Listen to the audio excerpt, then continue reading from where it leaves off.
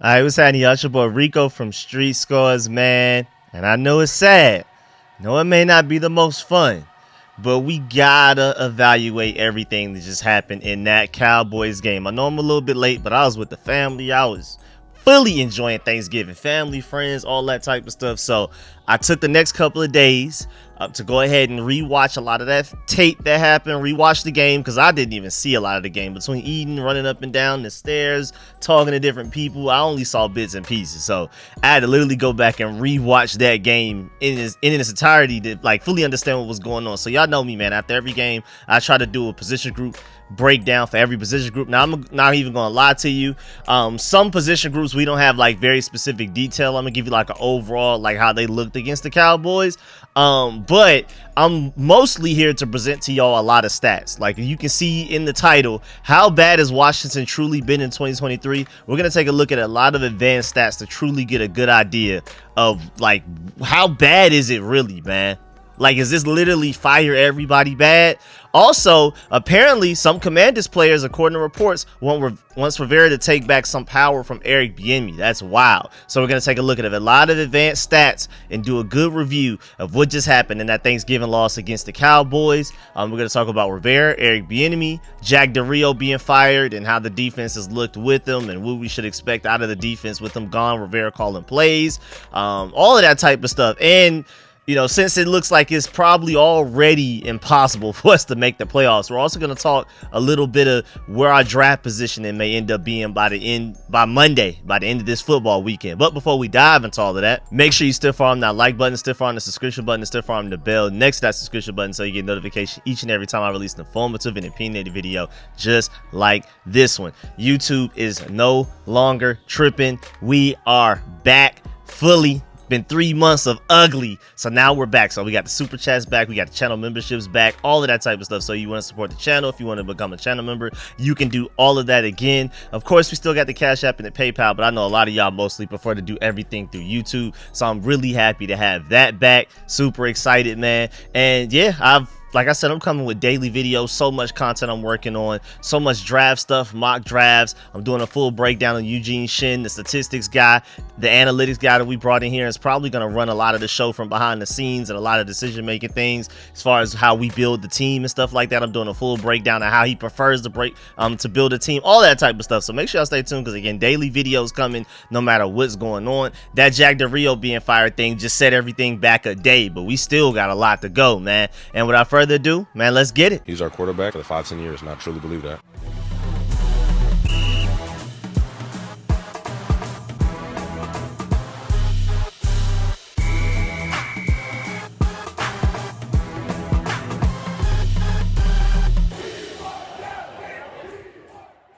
Ooh-wee, at this point in my recording, Alabama's not looking too good against Auburn right now, man. It actually looks like Auburn may win this game. I'm hoping so. I'm rooting for them. And I got to catch my Georgia game at 7 p.m. So hopefully I'm done recording and editing by then.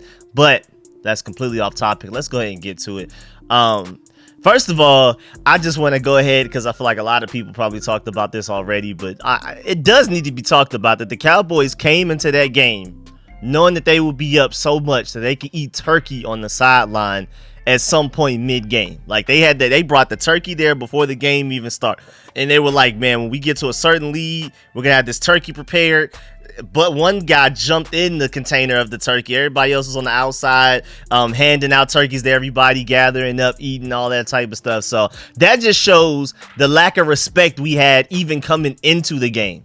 And that's what I was talking about in my preview for the game, in my video before the game even happened, where I reported on the fact that somebody said Ian Rappaport reported that Josh Harris will not fire Ron Rivera mid-season. Like, it would have to be after the season, even if he does, barring any unforeseen circumstances.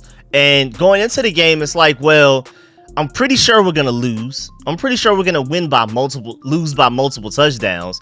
So what do we even count as unforeseen circumstances? I literally talked about that before the game even started. Like, we're probably going to lose by like 20 or 30. So what's unforeseen? I'm assuming they foresee that, right?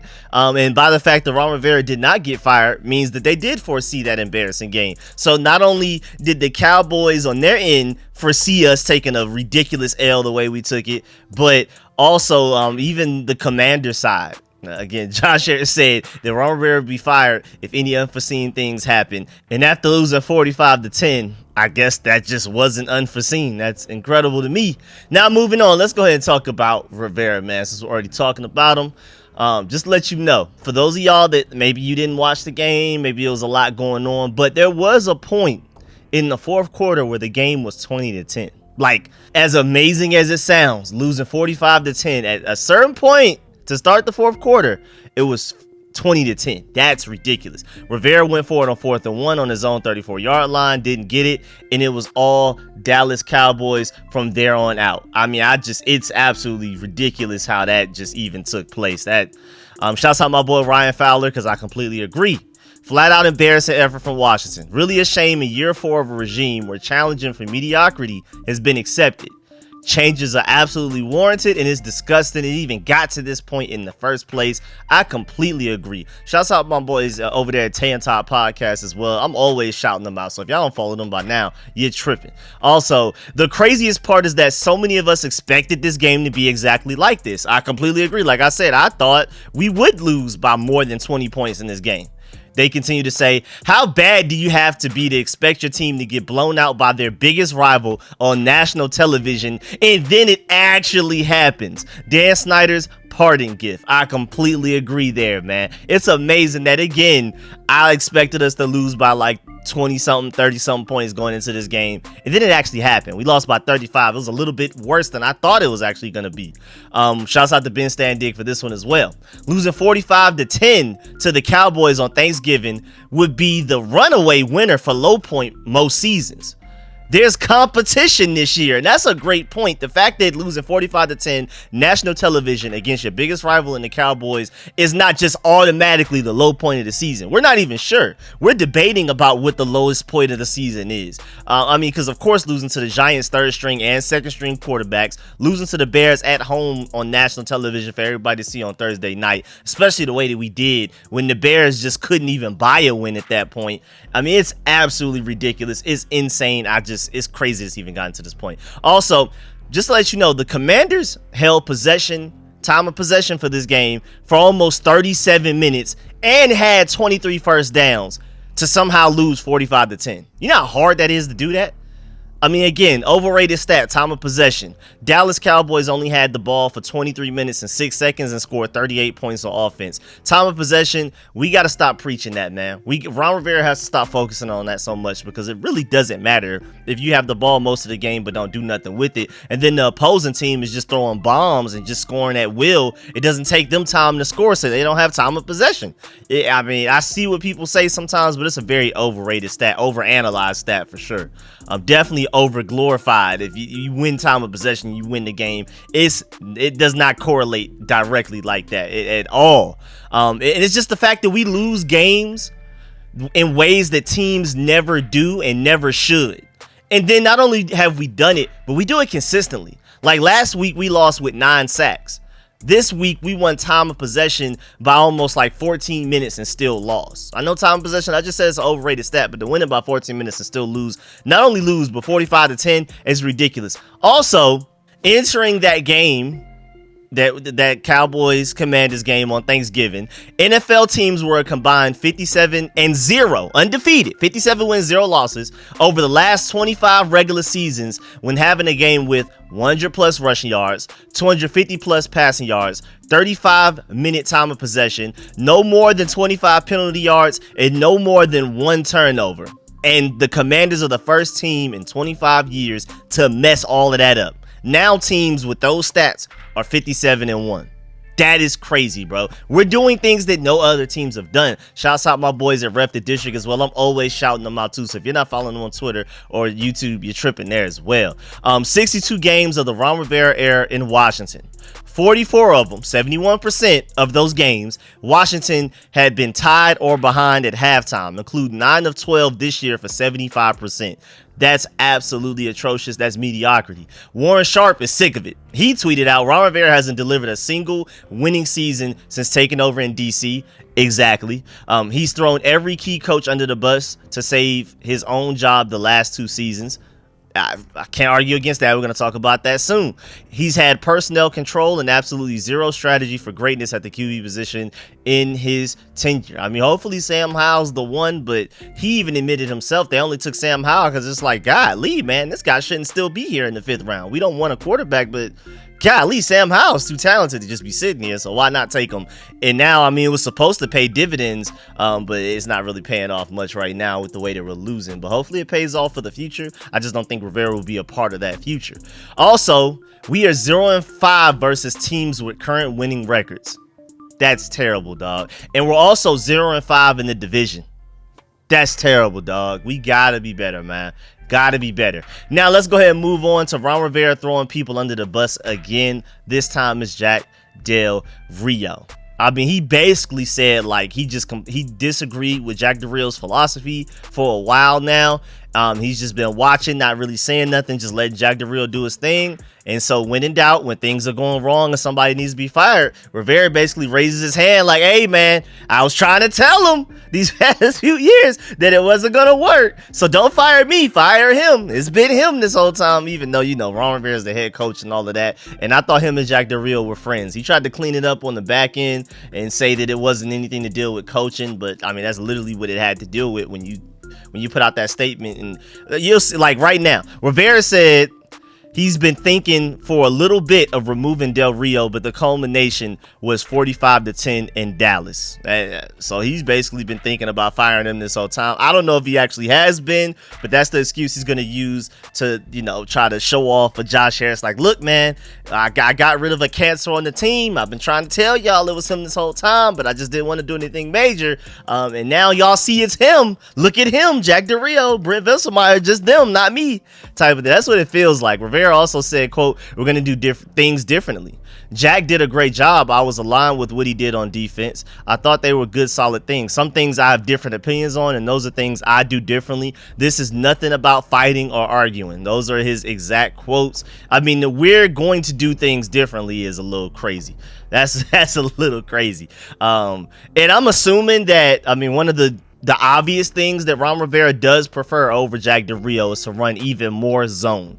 Jack Del Rio runs more man than Ron Rivera ever would, so expect for the remainder of this season, while Ron Rivera is calling the defensive play calls, basically controlling the defense like he did for the Panthers and things like that at times, and when he was a defensive coordinator back with his other stops in the NFL, expect a lot more zone and less man. I'm gonna go ahead and tell you that now, and that's probably healthy for a guy like Emmanuel Forbes, man. That might make him better. That may make him better. That may help with Benjamin St. Juste. We'll see how it goes, though.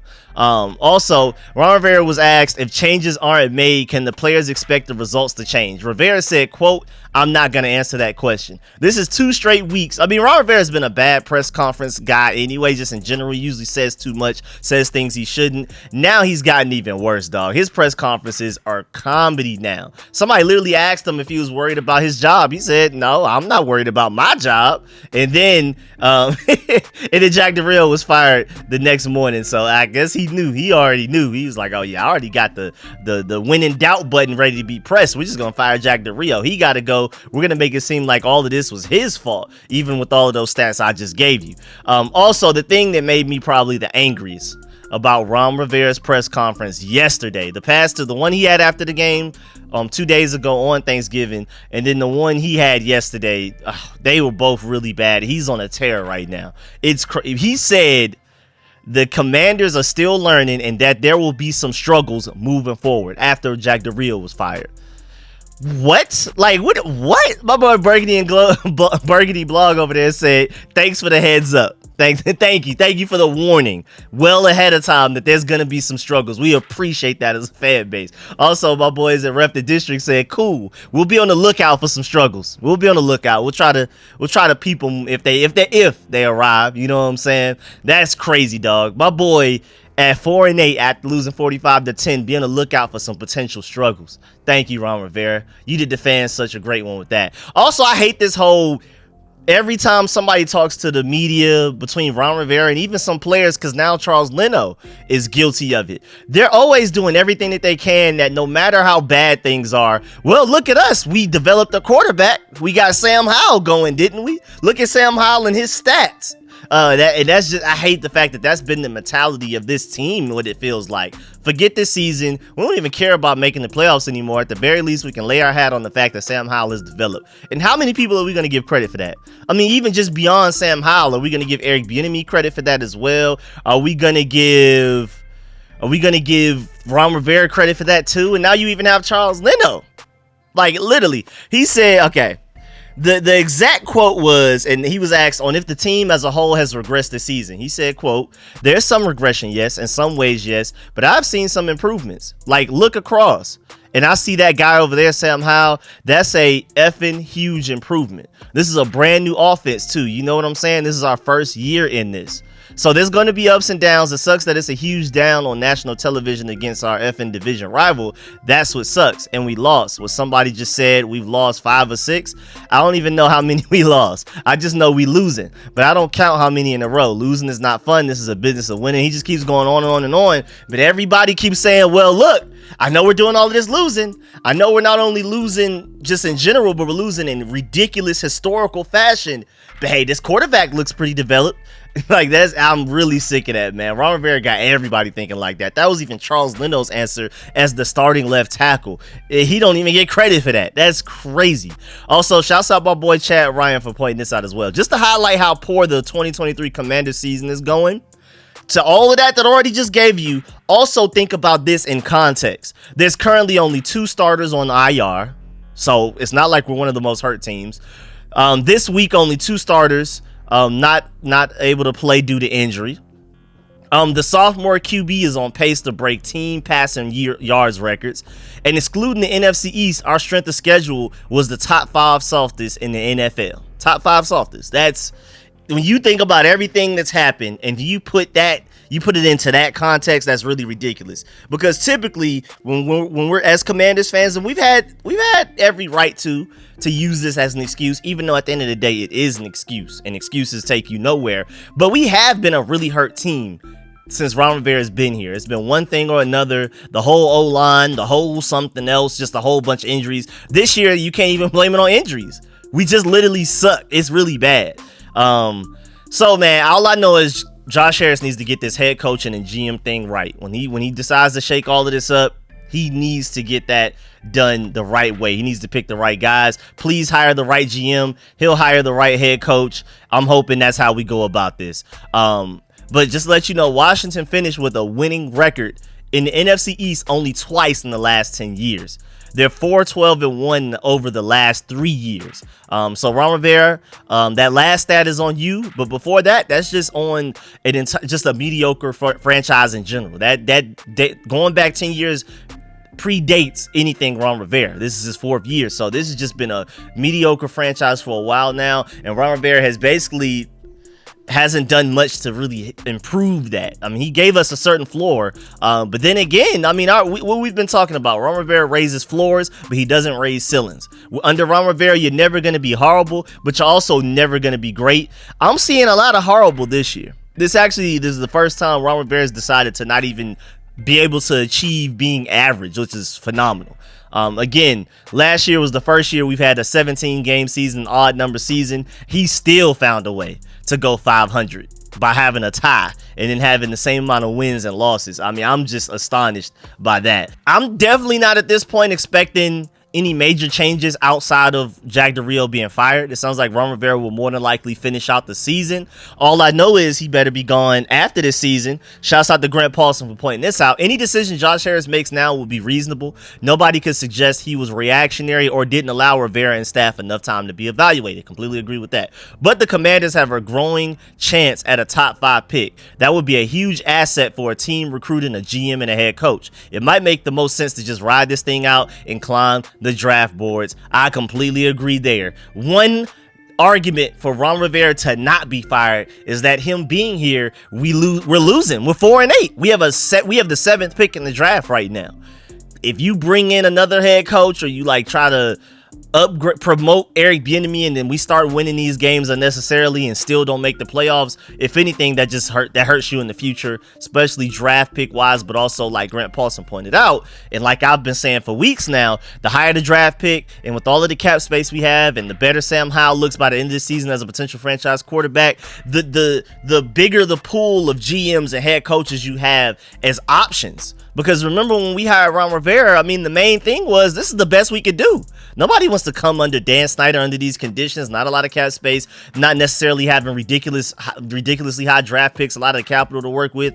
As of right now, we have 3 top 50 draft picks, 5 top 100 draft picks, potentially a franchise quarterback in Sam Howell, which is one of the hardest things to find in the NFL. And we have ridiculous cap space. You release Charles Leno, you cut Charles Leno in this offseason, you have over $100 million in cap space. We definitely have a wider range. And then, most importantly, Dan Snyder's gone, Josh Harris is here, and Josh Harris in the NBA and the NHL, he's known for paying his guys whatever it takes. He's not stingy with the money. He's not cheap. He is going to do whatever it takes. His coaching staffs and his respective leagues are usually the highest paid coaching staffs doing it. So he's like, whatever it takes, I just want greatness. So now is a different situation than when we hired Ron Rivera. When we needed a head coach and we ended up picking Ron Rivera, this is a completely different situation. And we should have some better eligible head coaches and GMs wanting to come work for us and try to lead this team to some successful years. But at the end of the day, though, I mean, whether Ron Rivera is fired or not by the end of this season, draft pick is huge. But the most important thing for me right now is we need to be evaluating these young guys, man, and Sam Howell's development specifically. Those two, evaluation and development, especially for these younger guys, most notably Sam Howell's the thing I'm paying attention to the most. Because, like, even, for example, Quan Martin got beat bad by CeeDee Lamb one-on-one for a touchdown. But I was just really happy watching that game, seeing Quan Martin being one-on-one with CeeDee Lamb. That means we're giving our younger guys an opportunity to go out there and show what they can do, to put tape out there to review while we're in the off season. Like, okay, this is where you made a mistake. Let's work on that. This is why you made that mistake. This is what we're going to do to improve it. We're going to work on that in the off season and things like that. If he never had that 1v1 rep against CeeDee Lamb, we wouldn't have any tape to really discuss. We kind of be guessing like, well, maybe you should work on this. No, now we have definitive. This is what you need to work on. This is what you need to get better at. And I love that. We need to be doing that. Unfortunately, Emmanuel Forbes is hurt, but we need to be doing that with him. We need to start playing all of the young guys. I mean, what's the worst that can happen? We get a better draft pick at this point. All of the young guys need to be playing as much as possible. I love Kendall Fuller. The only reason you should be playing him at this point is if you end up paying him at this point. If you're playing Kendall Fuller, you're paying Kendall Fuller. That means you want to keep him long term. That's the only reason. Other than that, we need to stop playing. I mean, he can play. I understand you don't want to just straight up bench your veterans. That would be crazy. But the guys that you want to actually contribute to winning for the Burgundy and Gold 2024 and beyond need to be getting the majority of the reps. We need to be looking at what we're trying to build moving forward, because the 2023 season is pretty much done. So, I mean, if that's a veteran, cool. If that's Curtis Samuel on the last year of his contract, Kendall Fuller, Antonio Gibson, cool with me. But don't give all of these meaningful reps to guys that won't even be on your team next year, or at the very least, you don't even plan on being on your team next year. But hey, shouts out my boy Mason Kinahan, because he brings up a good point. He said, I'm convinced Rivera will be the head coach for the rest of time if he gets through this. So we'll see at the end of this season what happens. Because again, I don't think he's going to be fired mid-season at this point or at any point during the season. But after this season, if we get to the off season and Rivera's still our head coach, I mean, even after we don't make the playoffs, Ron Rivera needs to be gone so we can go ahead and get a head start on looking at who our next GM and head coaching candidates may be. And defensive coordinator candidates on top of all of that too. But of course, again, I prefer if the GM, we got that out the way, and then we let him decide all of that. We let the true team builder, the guy that's in charge of everything, we move to that power structure rather than a Ron Rivera, Bill Belichick type of power structure where the head coach controls everything. I want to go GM, and then GM figures everything else out after that. He consult consults probably with Eugene Shin, the analytics guy that we brought in to contribute a lot in how we're going to build the team up and stuff like that. We need to make sure everybody's on the same page and everything like that. But yeah, man, I mean, if you're talking about the way we lost to Buffalo 37-3, the way we lost to Philadelphia, even though it was in overtime, the refs hate it, but that was a slight meltdown. Losing 42-0 to the Chicago Bears is ridiculous. I mean, we beat the Falcons, but that was way closer than it probably should have been. When you're thinking about how we felt coming into this season, we lost to the Giants 14-7, lost to them again 31-19 a few weeks later. We beat New England, but they only have 2 wins. How are we proud of that? Seattle lost to them 29-26, and then the way we just lost to Dallas 45-10. Like, that stretch right there, if Rivera doesn't get fired for that, again, like I said for the past couple of videos, I don't care if you won a Super Bowl in 2022, the previous season. You go 0-6 in your division, you gotta go. It doesn't matter if it's Andy Reid, doesn't matter if it's Bill Belichick, anybody, Kyle Shanahan. I don't care if you even win a Super Bowl the previous year. If this year you go 0-6 in your division, you gotta go. I'm sorry. And Rivera has done no such great things to be compared to these other names I just gave you. And he's about to go 0-6 in the division. So again, my boy Mason Kinahan, I completely agree. If Ron Rivera is our head coach going into next year, at that point, I just don't believe he could ever be fired. I think he's our head coach for the rest of our lives at that point. Now moving on to Eric Bieniemy. First of all, again, like I mentioned earlier, John Comm said that there are players that hope Ron Rivera would take back some power that was given to Eric Bieniemy, which is like really crazy. There's inner turmoil. There's guys quitting on the team. There's guys that don't like the way Eric Bieniemy is coaching. I love it, but the big point is, and I said this all the way back before the season even started. This goes way back to even then. If you're winning, the hard coaching style that Eric Bieniemy brings is great. You love it. You want to be challenged. Terry McLaurin was talking about wanting to be challenged. Everybody was loving. Well, not everybody. Most of the team was loving it, but there were a select few players that just were weak-hearted and didn't want to. But then when you're losing, nobody want to hear all that nagging, man. I like Eric Bieniemy's hard coaching style, but with the way that the team is currently structured, the way that we just completely suck at football, it's not going to work out. So I'm not surprised about that report at all. I'm surprised that didn't come out sooner. But that's still crazy that we just have this much drama going on. We got rid of Dan Snyder, and it feels like it's just the same amount of drama on the field, if not more. Off the field was straight, but on the field, it's bad, dog. It's really, it's like a low point for on the field product for us for at least the past 5-6 years. It's like really bad. Even the season we only had 2 wins and we already have double that this year. It just didn't feel they didn't feel like it was this much drama, this much uncertainty about our future and stuff like that. And it's even more amazing that it feels like we may have a franchise quarterback in our hands. It's crazy. But yeah, man, I just want to point out the fact though that Eric Bieniemy did not have a good day against the Cowboys 2 days ago. He did not. I can admit that. But we also got to remember that he's only been here for 8 months, and this is a totally new offense, totally new setting for him.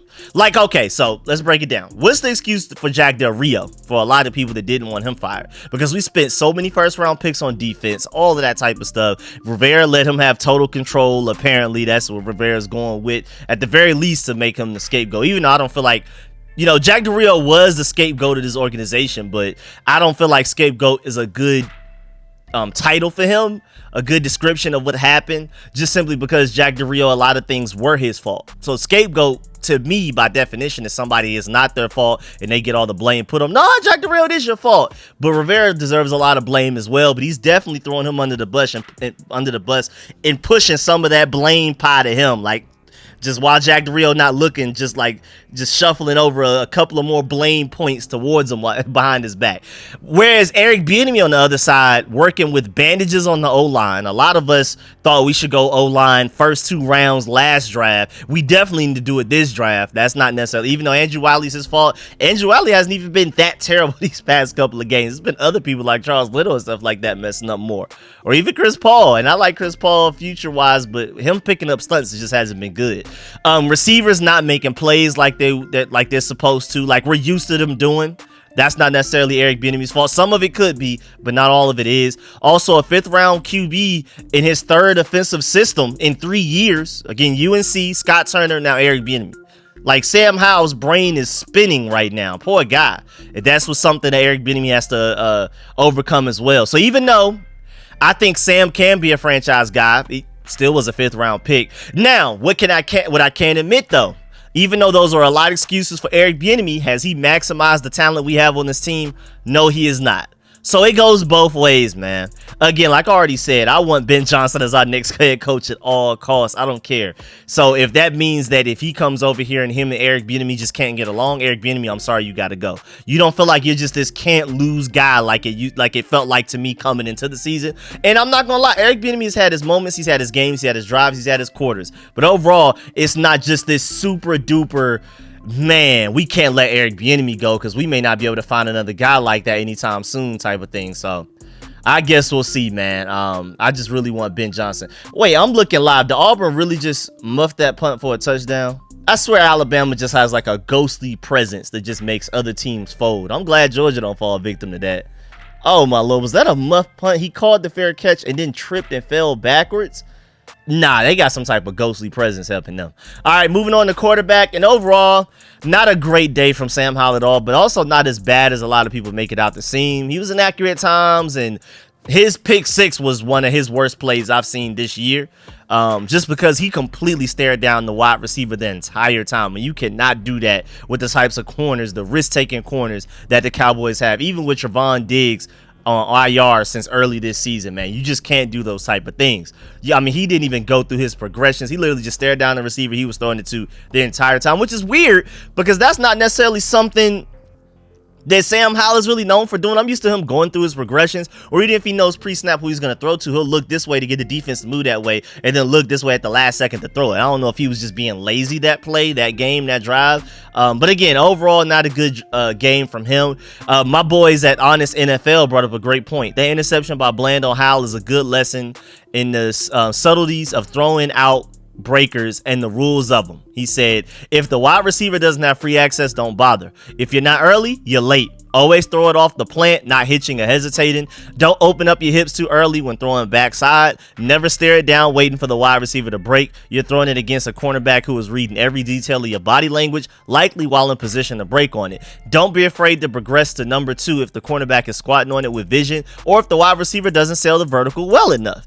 All excellent points from Honest NFL. I completely agree with all of that.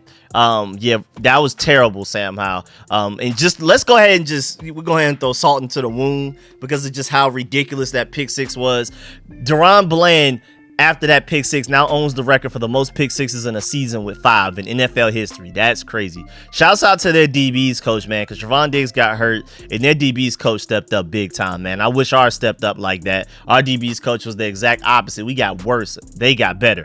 Also, every NFL game on Thursday, Thanksgiving, had a defensive touchdown, which is also remarkable. Jonathan Owens of the Packers, DaRon Bland of the Cowboys, and then Jordan Brooks of the Seahawks.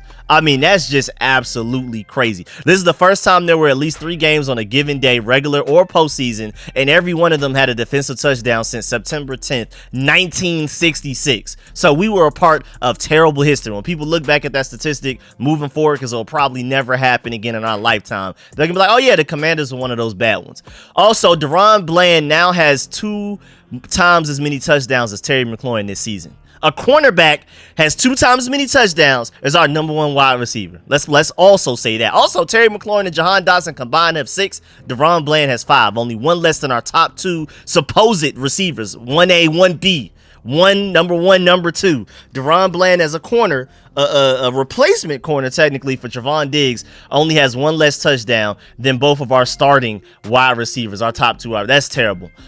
So yeah, I completely agree with Mark Bullock's tweet too. Sam Howell has his ups and downs, but every week he'll make some throws that just completely stand out, like the one on 3rd and 10, pressure in his face, so he can't fully step into the throw, and he made a beautiful throw to Sam Howell to convert the 3rd and 10 to a first down. There's traits there. There's moments. There's flashes that, like, man, if we put the right stuff around him, this guy can be that guy.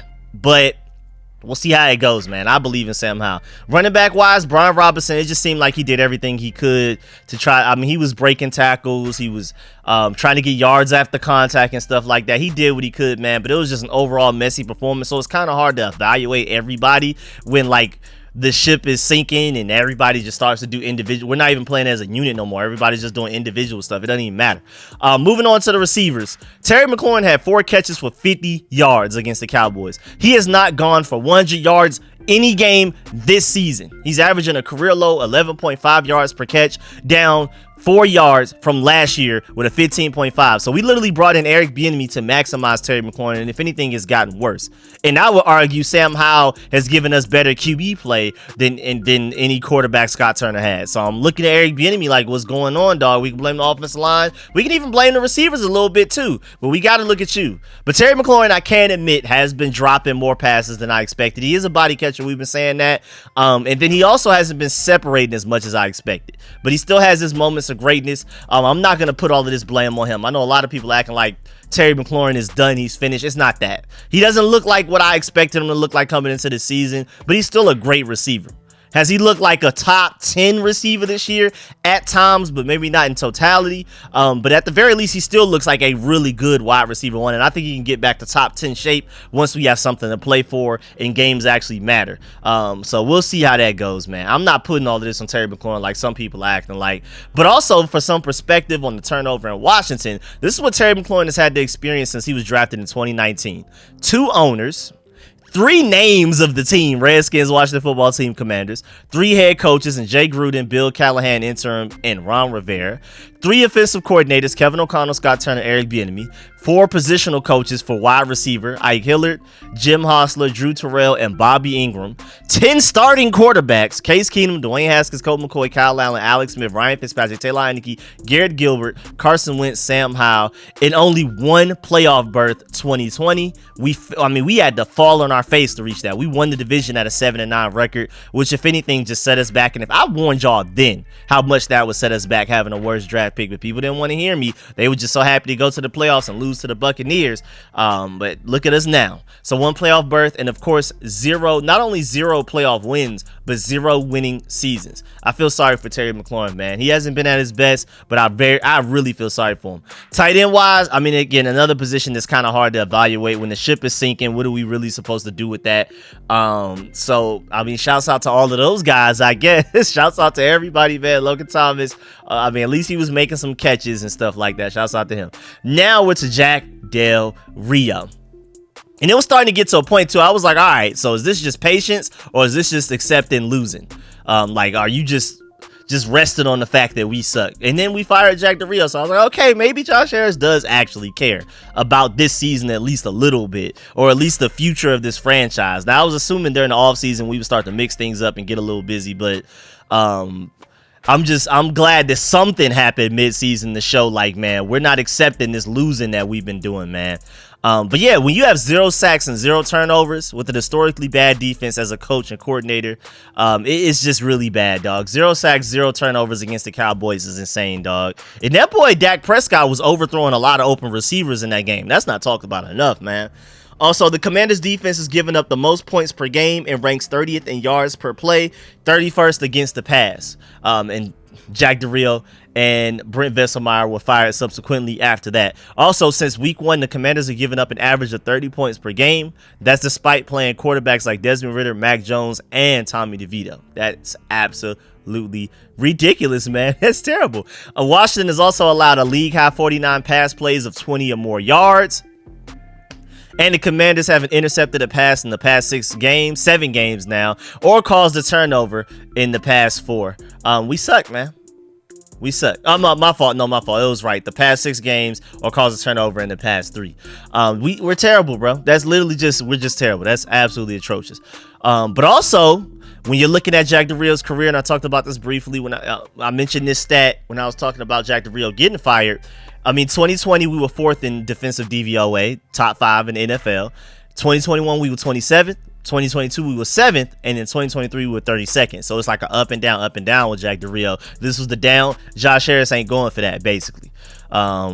And I agree with Mark Bullock. Del Rio should have probably been gone years ago, frankly. But firing him now is unlikely to have a huge impact on the season because, again, like I keep talking about, if you look at the rest of that schedule, we have the Dolphins, the 49ers, the Cowboys to play, the Rams more than likely with Matthew Stafford, the Jets.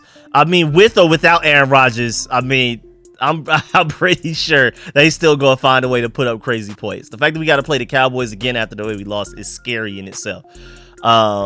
So it's just ridiculous, man. The Commanders, and again, just to say this too, before, and don't blame it on the fact that we traded away Montez Sweat and Chase Young, because some people are saying that. Like, it's not Jack Del Rio's fault they traded away Montez Sweat and Chase Young, even though some people were saying that it was Chase Young and Montez Sweat's fault with them going off the path and going rogue and doing their own thing, not staying disciplined as far as rushing the pass and stuff like that. But regardless, even before we traded away Chase Young and Montez Sweat, we were 29th in defense at the time. We were 29th against the pass. And we had a 9-sack game after we traded those guys away when we just played the Giants last week. So it's ridiculous, man. And also, Mark Bullock brings up a good point too. The defense has been giving up explosive plays consistently for years under Jack Del Rio. Cracks and covers the entire time Jack Del Rio's been here as well. Struggled to fit scheme to personnel. We played zone with William Jackson III for some reason, a man cover corner, and then we're playing man with Emmanuel Forbes, who's better in zone. And also couldn't make the most of 4 first-round defensive linemen and a first-round linebacker. I mean, that's enough to get you fired right there, man. That type of resume in a 4-year span, well, 3.5 year, 3 3/4 years. Defensive line-wise, not great, not very impressive. Now I do feel like when you go back and look at the tape, Jonathan Allen and Deron Payne are having a larger impact than people expect. But right now, our edge rushers just aren't really getting it done. I like KJ Henry's talent moving forward, but overall, they're just not getting it done. Case 2 and J. Smith Williams are backups for a reason. So, the defensive line in general just hasn't been great. But I do feel like Deron Payne and Jonathan Allen get a little bit more hate than they deserve. They're not getting the sacks they deserve, but the offensive lines are also focusing on stopping them more, double teaming them more, especially with Chase Young and Montez Sweat gone. But also for Darian Mathis, dog, you're a second-round pick that has basically just really done nothing but recover a fumble so far in your NFL career. And this is your second year. You didn't play at all the first year because you were hurt. Then this year, you were hurt in the preseason. You didn't start playing until a few games ago, and you still haven't really done much. He's out here arguing with fans, man. That boy Howard McLaurin on Twitter tweeted, "To this day, I don't understand that for Darian Mathis pick. 47th overall pick spent on a defensive tackle blocked by 2 of our top paid guys. And now who I blocked by 2 and who I haven't even noticed on the field." I'd question that for Darian Mathis pick when it happened. I was like, wait a minute. Like, this is what we really like? This is really what we like, man. This is what we really doing right now. And I was like, you know what? I'm just Mr. Optimistic. So I was like, all right, we just got to figure something out. You just got to it's too late now. He's already picked here. So let's try to look at the bright side of everything. What can he do well? What can we work with? All that type of stuff. And it hasn't panned out so far. Now, you never know if another defensive coordinator comes in here and figures it out, unlocks them. But he's out here arguing with folks, man. After that tweet that Howard McLaurin said, for Darian Mathis personally DM'd him and said, "Keep my name out your effing mouth. Fake A-word." Like, golly, man. Like, how do you even have time to argue with people when you're losing like that? And then also, let's point out the fact that Howard to McLaurin didn't even at for Darian Mathis. So that means for Darian Mathis is just literally typing in his name on Twitter and looking at what people are saying about him, which is absolutely crazy because I thought, if anything, he would be like the least noticeable guy. Like, I don't feel like, even though he hasn't contributed much to winning, I also don't feel like he's had a huge impact on us losing. Like, he doesn't flash bad or good. So it's just really interesting that he even thought or knew that somebody would bring up his name after that embarrassing loss, because I feel like there's a lot more names we could talk about before we even get to him. Because again, there's people out there that's obviously making us lose, and Benjamin St. Juste getting cooked in coverage, all types of stuff. And then for Darian Mathis, that's just really interesting that he even thought to go on Twitter to look up his name. I'm surprised people were even talking about him in the first place. He just hasn't been very noticeable, good or bad. He's just been there. Linebacker wise, we just got to find a true Mike linebacker. Jamin Davis does play better with Cody Barton next to him, but it's just not enough, dog. It's just not enough. We need to go linebacker within the first 3 picks or something like that. I really do feel like it. We'll see how this goes. Moving on to cornerback. I mean, Benjamin St. Juste was just getting ate up, man. It was bad, bro. And I like Benjamin St. Juste, and I think under a great defensive coordinator, a great pass rushing front seven, and all of that type of stuff, Benjamin St. Juste can get back to being good. But that was abuse, man. They made it obvious that, boy, y'all might want to get y'all boy type of thing. Like, Cowboys were like, "Hey, Burgundy and Gold fans, that Benjamin St. Juste guy ain't it. We gonna show you that. Y'all might not want to like him as much as y'all have been." I still like him, but that was bad. And Emmanuel Forbes was hurt, so we didn't get to see a lot of him, but I was really happy to see Quan Martin, again, like I said earlier, matched up against CeeDee Lamb. I like the fact that a lot of these younger guys are getting in more meaningful snaps during the regular season because it's going to pay dividends moving forward. I'm telling you that now. I'm telling you that right now. Safety-wise, Cameron Curl, love him, but the argument has always been against him as far as paying him big safety money. He's a huge part of this defense. He's a very important part of this defense, and when he's on the field, we're way better than without him on it, but he's not a playmaking safety. So it's like, you know, how much money do you really want to get that guy when he's not forcing fumbles, getting interceptions? Now, he does have a forced fumble. I remember a few games ago. I think that was against the Eagles, right, where we almost tried to win that game. But just in general, he doesn't make as many plays as a safety as you would hope. And I love Cameron Curl. I do want to pay him long term, but I see the argument that, you know, don't give him top safety money when he's not out here doing top safety things. He's the quarterback of the defense. He's the mind of the defense. He gets everybody where they need to be. But maybe that's Jack Del Rio's fault, because Jack Del Rio's philosophy has always been be safe, bend but don't break. Don't even try to really make a play. Don't deviate from what we play call. Just play it safe, bend but don't break, stay back, and allow everything to happen underneath. Just don't get beat deep, and somehow we still get beat deep. But our mentality isn't to go make plays. Don't go out there and be an individual. And maybe Cameron Curl's struggling because of that. We'll see. But yeah, moving forward, man, I think draft pick wise, I think we might be pretty straight by the end of the season, man. We have the 7th overall pick right now, and we still have a lot of Sunday football to go. And you never know, man. Some of these teams ahead of us may lose, and we may end up with the 4th overall pick if certain circumstances take place. If you're looking at it right now, if Tennessee beats Carolina, which is actually pretty likely, if the New York Giants beat New England, that's probably 50-50. We'll see how that goes. And if Chicago beats Minnesota, which would technically be an upset, but still, I mean, they almost beat the Lions, so who knows? If all of that happens on Sunday, over the course of Sunday and Monday, by the time this football week ends, then Washington will have the 4th draft pick entering week 13, which also of course moves up our first round picks, our second round picks, third round picks, all of that. So man, we gotta root for the Giants, the Titans, and the Bears to win this weekend. We gotta root for those teams to win for the remainder of the season. Matter of fact, everybody in front of us, root for the Titans, Giants, Bears, Patriots, Cardinals, and the Panthers to win as much as possible. That's what we gotta be rooting for, man. But again, there's a scenario to where we can have the 4th overall pick in this upcoming draft entering week 13. That's phenomenal, man. I'm super excited about that, man. I ain't gonna lie. Y'all know I'm draft guy. Y'all know I'm team building guy, so I'm super excited about that. Also, it's really interesting too, because it's like, what do we focus on? Like, I feel like a lot of us, me included, are saying that, yeah, we gotta do whatever it takes to build this offensive line. Go tackle first round. I'm a big fan of getting Brock Bowers and then packaging some picks to maybe trade back up into the first, kind of similar to how we did getting Montez Sweat in the late first and get one of those elite tackles. Then Brock Bowers and a franchise left tackle would be phenomenal. We're talking all this offense, but look how bad the defense is without a defensive coordinator yet as well. Like, I mean, I know a lot of our draft plans are focused on the offensive line, but we're literally the NFL's worst defense this season. So we got to fix that too. We traded away 2 first rounders on the defense. We still have 2 defensive linemen, and Jonathan Allen, Deron Payne, and 1 linebacker, Jamin Davis, but we traded away our 2 edge rushing first rounders. So, I mean, we have so much to fix. We need to be aggressive in free agency and everywhere, and the draft, of course, as well, man. We got to can we build our team like how the Eagles are doing? Can we please do something similar to them? Shouts out my boy Bucket, WFT fan, for this one as well. Josh Harris needs to show he cares about the fans and his team by making a move ASAP, because right now he's spitting all of us. He's spitting on all of us by letting this Joker trot out there every week and give us all shucks treatment post game. I completely agree with that. I feel like that's a perfect way to end this video. Ron Rivera definitely needs to go in the off season. If you're not going to fire him mid-season, cool. But I know for a fact he needs to be gone when this season ends. And again, I'm talking about like playoffs still going on, and we're getting a head start on some of the guys we may be wanting to look at, type of thing. But again, you got to bring the GM first so he can hire the head coach and everybody else. But yeah, man, that's the end of this video. Please stiff arm that like button, stiff arm the subscription button, stiff arm the bell next to that subscription button while you're at it. Yo, no, wait, what just happened, Auburn? How did y'all fold that game away that bad? How did y'all just allow a touchdown in that situation, 4th and that long, and you give up a touch? Y'all, come on, Auburn.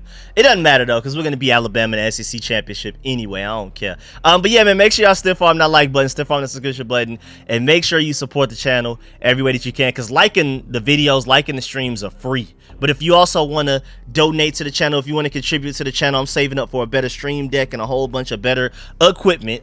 Make sure you can not only donate to the Cash App or the PayPal like we've been doing the past few months, but now you can also do super chats. You can become a channel member, all of that once again. So we're right back, fully loaded, fully going channel at 100%. So I'm super excited, man. Content coming every day. Of course, get in the comment section. Let me know how you feel about everything discussed in this video. I'm gonna do my best, like I always say, but I'm just always so busy. But I try my best to read and reply to every comment that I can. So make sure y'all stay engaged in the comment section. I'm gonna try to reply and read it as much as I can. And man, without further ado, I'm gonna catch y'all later. I'm out. Another video coming tomorrow, of course, man. Every day.